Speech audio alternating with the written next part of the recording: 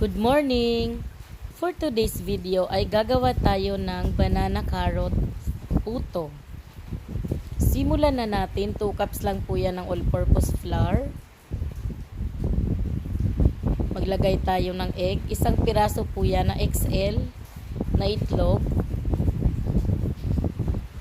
So ito na po yung saging na inano ko po siya. Dinurog ko siya sa meat grinder para durog na durog at hindi makaapekto sa kinis ng puto. Tapos isa pong maliit na carrot lang yan. Isang maliit na carrots. Tapos isang maliit lang din po na condensed milk. Maglalagay po ako ng 1 cup ng water. Tapos 2 tablespoon ng baking powder.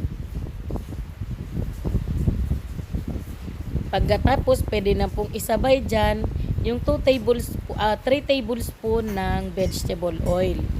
So dito po sa vlog na to, nakalimutan ko pong isabay yung 3 tablespoon ng oil. Kaya medyo na-overmix po ito kasi parang nag-ulit tayo na mag-mix. So haluin lang po nating mabuti kasi sa ngayon po ay hindi tayo magsasala ng mixture natin. Napaka-limited lang din po ng ingredients natin. Di na po ako naglagay dyan ng sugar kasi meron naman tayong condensed milk. So, ito na yung sinasabi ko na hinabol ko na lang po yung 3 tablespoon na vegetable oil kasi hindi ko na isabay kanina nung nilagay ko yung mga ingredients. Ang pinaka-the best po talaga ay naisasabay na yan kanina para hindi po ma-overmix yung mixture. So akala ko nga po di ko na itong magiging di na magsasucess itong itong luto ko. Buti na nga lang din at naging okay pa rin siya. Naging perfect pa din kahit na medyo na-overmix natin.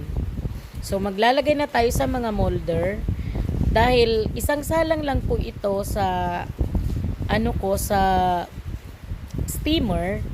Medyo pupunuin ko na po yung mga puto molder. Kasi sakto po 24 pieces lang ang kasya sa lutuan natin. Pero kung hindi mo yan pupunuin yung medium size na puto molder, mas marami kang magagawa. Kaya mo ditong makagawa ng 30 na medium size na puto. So ayan po, pinupuno ko siya. So, syempre, kapag pangbenta, yung gagawin natin, talagang 1 puno lang dyan sa tablespoon ang nilalagay ko sa medium size. So, napakadali lang din po nito. At eto na yung unang salang natin. In-steam ko lang po siya ng 10 minutes. And after 10 minutes, ito na po yung result. So, napakaganda pa din po. 'Di ba? So, thank you so much dahil na perfect pa din natin yung ating carrot banana puto.